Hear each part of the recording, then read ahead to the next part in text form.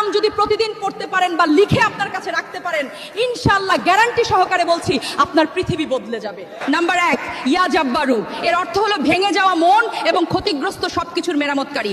যদি আপনি মানসিক কষ্টে থাকেন বা মানসিক আঘাত পান, তাহলে ইয়া জাব্বারু পাঠ করুন, তাহলে আল্লাহ হৃদয়ে শান্তি দান করবে। নাম্বার 2, ইয়া রাজ্জাকু। এর অর্থ শুধু খাদ্য বা সম্পদ নয়, বরং শরীর, মন, আত্মার জন্য প্রয়োজনীয় সবকিছু আল্লাহ তাআলা দান করেন। আপনার রিজিকে যদি বরকত না থাকলে ইয়া রাজ্জাকু পাঠ করুন, আপনাকে আল্লাহ বরকতের অদৃশ্য দরজা খুলে দিবে, যেটা আপনি কল্পনাই করতে পারবেন না। নাম্বার 3, ইয়া সালামু। এর অর্থ হলো শান্তি এবং নিরাপত্তা দাতা। আপনি অনেক চিন্তিত, সমস্যার সমাধান খুঁজে পাচ্ছেন না, তাহলে ইয়া সালাম পাঠ করুন। নাম্বার 4, ইয়া মুজিবু। এর অর্থ হলো হে উত্তরদাতা, হে দোয়া কবুলকারী।